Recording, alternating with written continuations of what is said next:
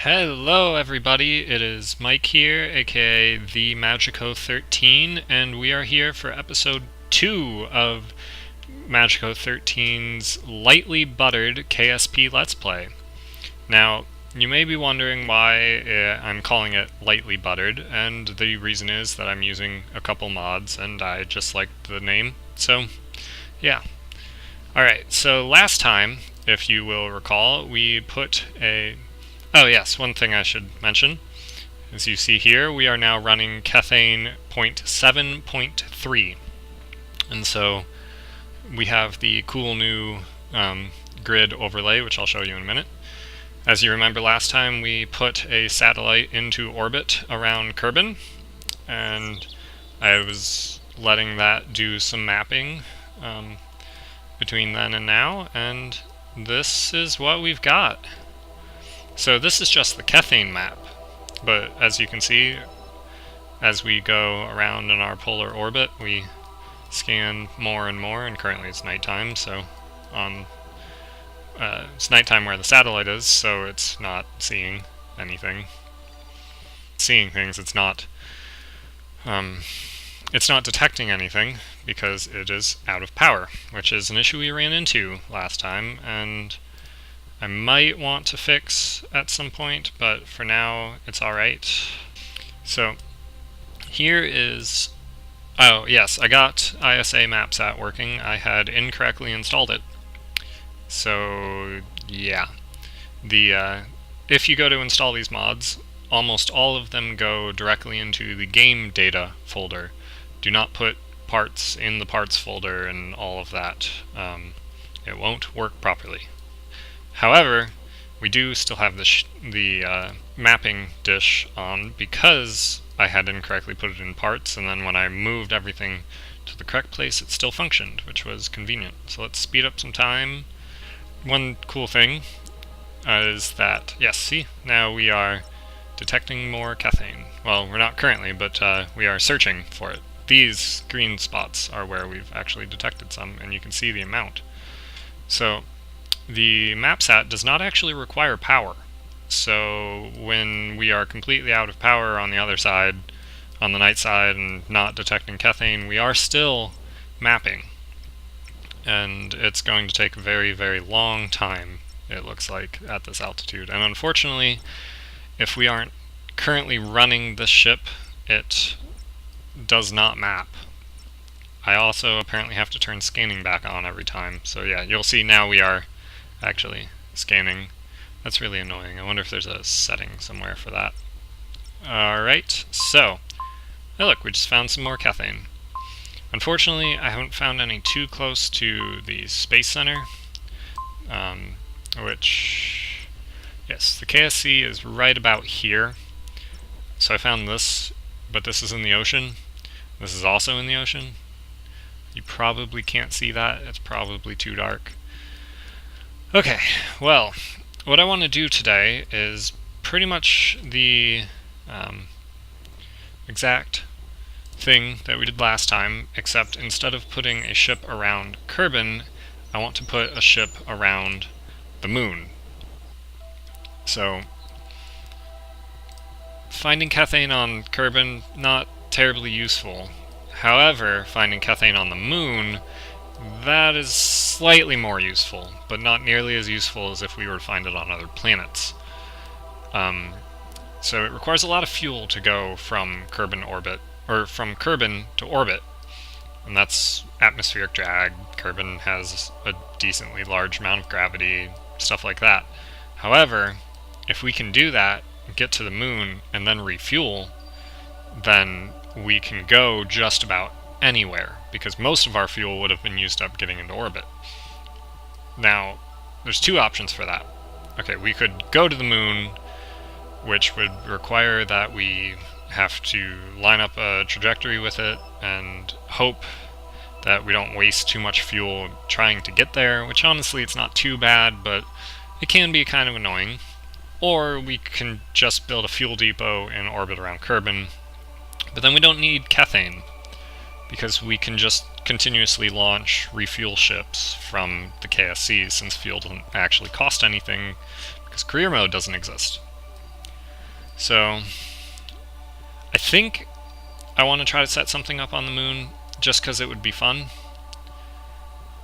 But really, there's not a whole lot of reason to. So let's do that then. Let's go back and into the vehicle assembly building, and let's just load up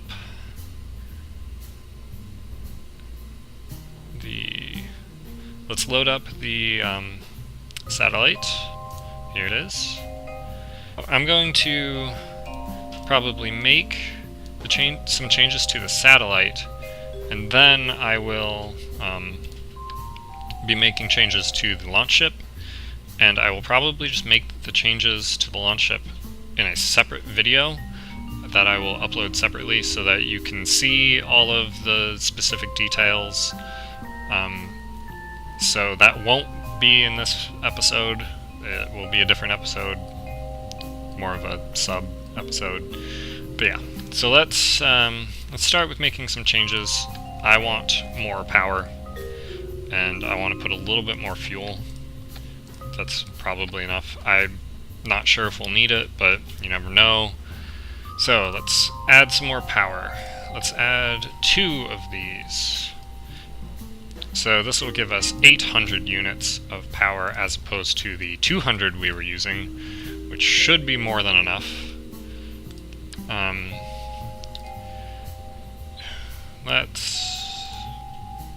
I really want to put this somewhere that's not so silly. Like, I don't like that it's just sitting inside this other one, but I don't know. I don't know where to put it. Could do something like this, if it will let us. Doesn't look like it will. No, that time it will. I don't know. That's no.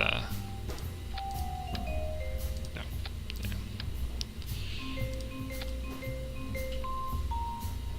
I don't know. That doesn't look too much better, honestly. There. What if we remove one of these?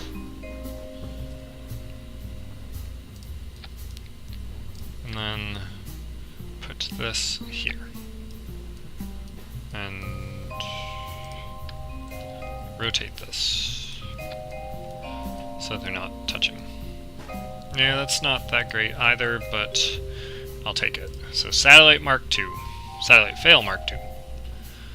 So one thing I added, by the way, is fairings from the, I believe it's the Machine Mouse Industries Payload pack. I found a link to version 2. I'm not sure if it's actually version 2 or if it's just version 1 rebranded as version 2, because it wasn't... I found it in their forum, but it wasn't from their post, so not sure. I tested them out a little bit. They do work. Here, I'll show you really quick what they are. I want a... This is in the structural tab. I want a stack decoupler, like the one I had, and then you put these fairings around your payload. So then that way there isn't drag. Remember last time I was complaining that there weren't nose cones for satellites? Well, that's the solution to that. So we're going to be using those, and I was testing, and you remember when I right-click on any of these in the actual field, they have a Boolean object called isShielded, and it's always false. Well, with the fairings around it, it was actually returning true. So that means the FAR drag calculations shouldn't take any of this into account when the fairings are around it. So we should have a little bit faster takeoff. But we'll see how well that works. So for now, I'm going to cut the video here, and I will see you on the launch pad. Alright guys, here we are with our rocket ready to hopefully go to the moon. Sun is rising on a beautiful, cloudless day on Kerbin. Flag waving in the distance. So I'm going to go over the rocket really quick. Hopefully it doesn't crash. I don't know. We might. Yeah, it's a little tall. So we have a skipper engine. Why didn't I go with the mainsail? I don't think we'll need the thrust. We'll see. This thing could be pretty heavy. Usually I go with more than this, but we'll see. We've got a Rockomax brand orange tank, the jumbo tank, I believe. We have 4 extra fuel tanks feeding into that. We have then another stage here with a LV-45, I believe. Another smaller stage with a nuclear engine, and then a final stage with the satellite inside some fairings, which, yeah, you can see it in there, shaking around. You can see the is shielded is true for that stack decoupler and the fuel tank. We hopefully will have a nice smooth launch. Last time we went north. This time we're going to go east. No, that's west. Yeah, this time we will be going west.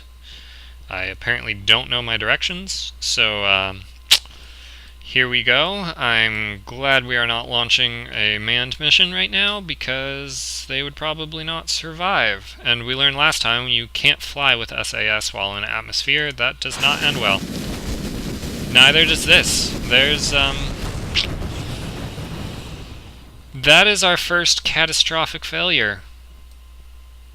I don't think these even decoupled. Well, there we go. Let's just keep going.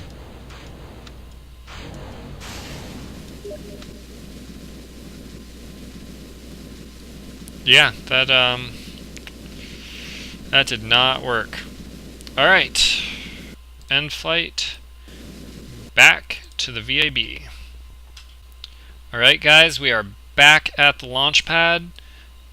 All I did was replace the skipper engine with a mainsail and probably fixed any staging issues I was having. I think the real issue might have been that I had the staging wrong. I'll have to double check, but I think I decoupled and then tried to launch the rest of the rocket, which doesn't really work.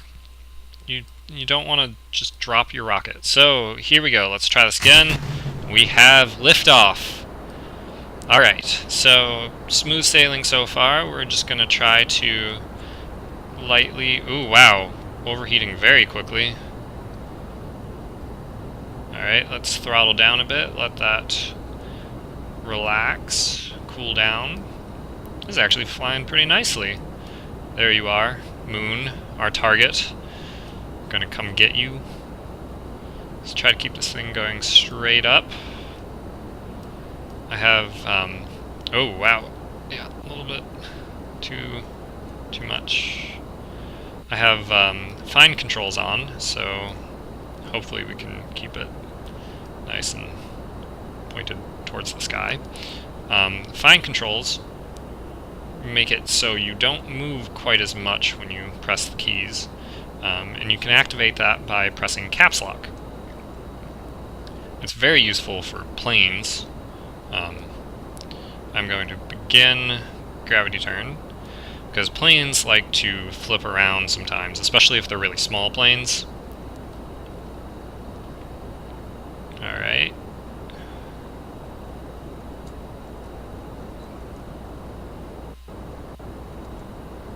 We're spinning a lot. Oh, you know what? These are probably empty. Yeah. Wow. I like Sepratrons. Sepratrons. I cannot say that. I am so sorry. I am also having a really hard time getting this thing to turn over properly. Alright, we are out of atmosphere. I'm going to activate SAS. Open up the map view. I'm going to disable this for now. Oh, our apoasis is way, way high. I'm just going to let that go. No sense wasting more fuel trying to do this. I'm going to... That's annoying. I was going to try to disable the satellite from showing up, but that doesn't look like it's going to go very well. So, what we would like to do, let's set the moon as our target. And yes, I realize I'm not leaving at the best time. There are times where you can, if you leave when the moon is just visible over the horizon, then you can burn straight to it. However, I'm not doing that because that would be intelligent, and oh well. So I'm going to set up a maneuver node and just try to get this to be a circle. I'm just going to probably either speed up the footage or cut the footage until we have an intersect with the moon, or at least until we get this circularized. Ooh, I have a hard time speaking today, I'm sorry. So I will see you all in a bit. Alright, so I've set up an encounter with the moon, and you might be noticing that there is not a periapsis available. It doesn't show a periapsis, and the reason is because we're actually going to collide with it. And I think... and the reason I want to do that is because I want to lose this stage into the moon. I just want to crash it into it, because I don't want debris floating around.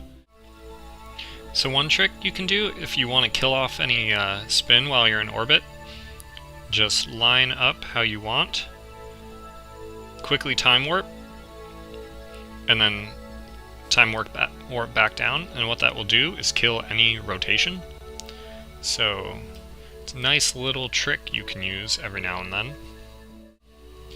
Alright, we've got about 45 seconds until we hit the marker. So when we hit 20, I'm going to start burning, and then we will hopefully get our intercept with the moon. I'm going to do this in map mode so I can see how it expands, how the orbit expands.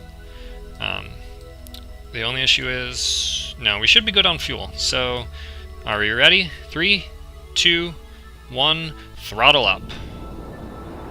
I wish there was a full throttle button. That'd be pretty handy. So, we're just going to keep burning. Our apoapsis, I cannot ever get that right, is going to increase all the way out to the moon. Let's keep this lined up. Just 12 more seconds left on our burn. And when we start getting closer, I'm going to throttle down so we can do this more precisely. Alright, because we want to kill off this periapsis.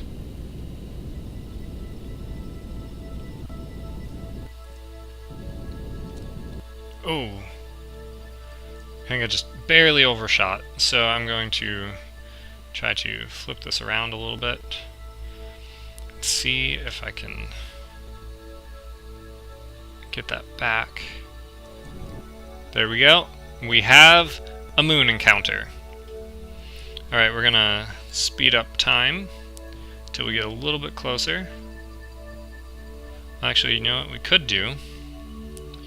So we don't really need these fairings. So we don't need this, but not sure if that worked. We don't really need this section anymore, so let's kick that off. Oh, that was cool. Those launching off. Not sure. Are these stuck on here? Let's set them up next. That's really strange. So now one thing we want to do is, since we're already pointing retrograde... Oh, good, we have a periapsis. I'm going to try to increase that a bit. 40,000, that's good. So this will hopefully run into the moon, and we will hopefully not. So, as we rise over Kerbin, as the sun rises over Kerbin, we are on our way to the moon.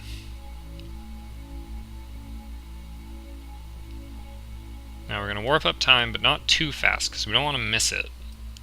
That would definitely not be good. You can see the moon slowly coming up, and when we get here, it will be there. It's a little bit confusing at first, but now you'll see our orbit quickly change around. Whoa. This is not what I ordered.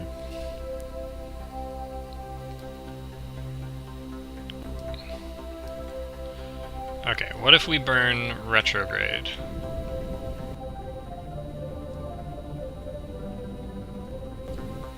There we go. That was very, very strange. Alright, now we should have a moon encounter now. Hopefully. Hopefully this one doesn't randomly change right at the last moment, too. Okay, it did.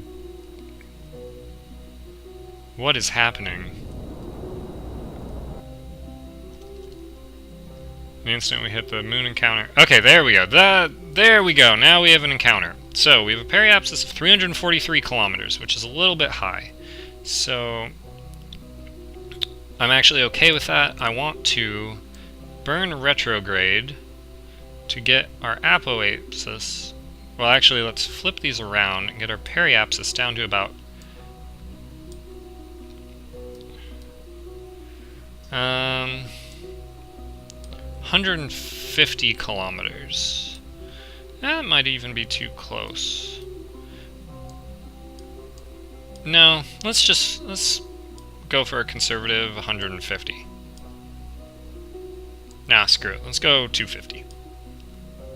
Who doesn't like 250? It's a nice round number. It's a fourth of 1,000. There we go. 250. Oh, I almost missed it. Alright, here we go. This is a little bit later than what I had intended, but that's okay. There we go, we are captured by the moon.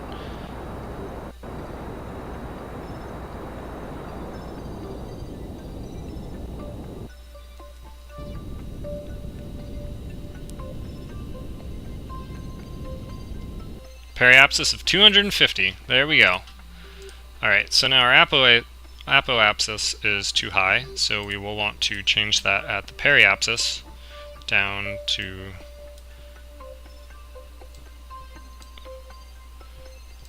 about 250. There we go. That's good enough. Now we're going to be pointing the opposite direction when we get there. See, this is going to be a very quick burn, but we won't be there for a very long time. So, let's flip around. There we are. There's the moon. We have made it, at the very least. I'm not sure if we can get these fairings off, but we have at least made it to the moon. As we go around.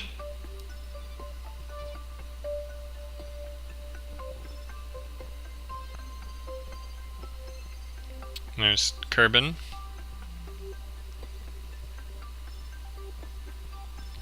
So, I just uploaded the last video 2 days ago.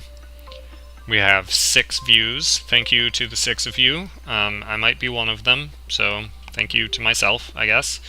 I am always willing to take suggestions for what you guys want to see me do. I know this is kind of boring, just put satellites into orbit around things, but that's the start of how these mods work, so at least that's what I assume the start of these mods is, since you need to find things before you can do anything with them. So we're getting ready to start our burn. I'm going to go back into map view so I can watch. This is going to be pretty quick. There we go.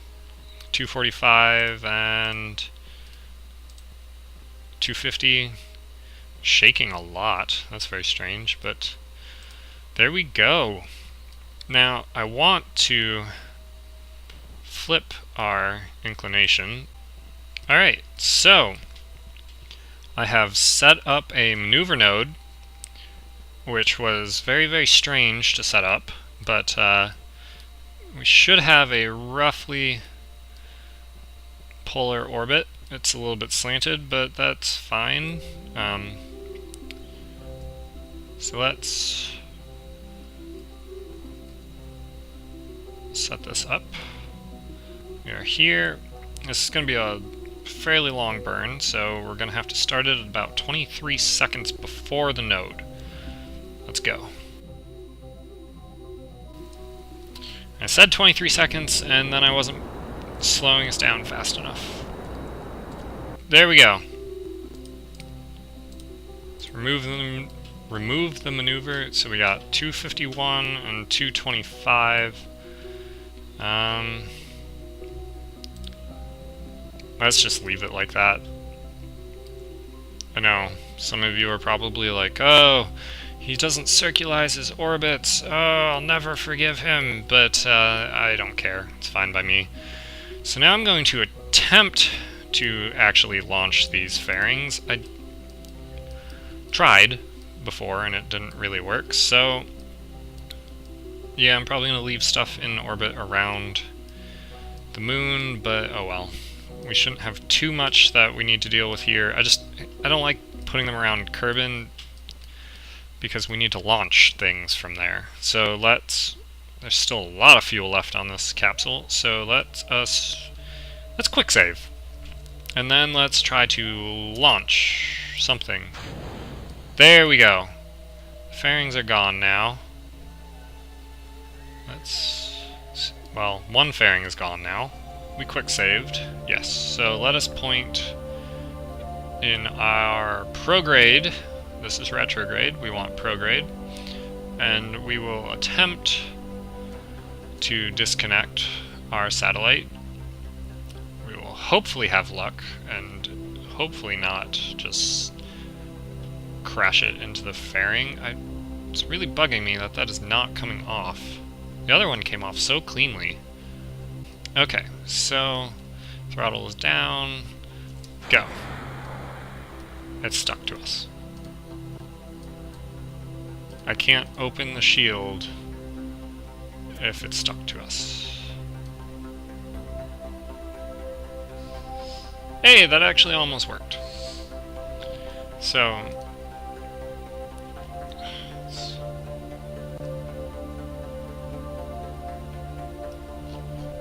what is it attached to?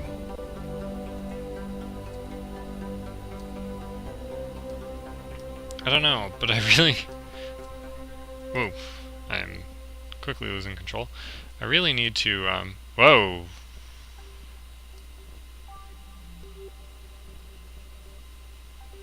Okay, well the fairing's gone. Spinning off into who knows where. Alright, let us open up the solar panels. We lost one. Darn.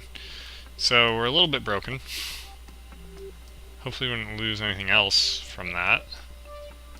Open up this. And enable the Kethane detector. We should be alright. Alright, let's look at the map, show the grid. Where are we at? We are here? Yep. Slowly detecting. Now let's open up this.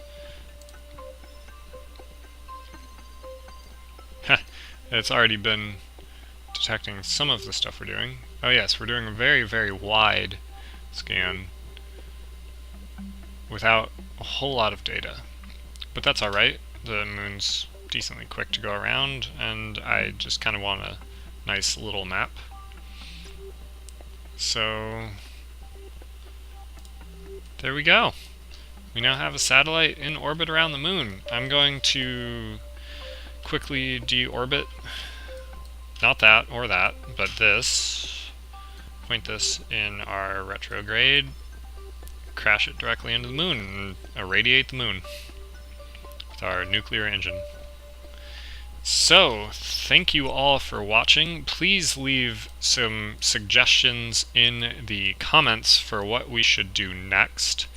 I don't really want to keep sending satellites places. That's not terribly fun, so maybe I will let this run around the moon for a while and see if we can figure out some locations of some Kethane and then go mine it. That would be fun. So thank you all. I will see you all next time.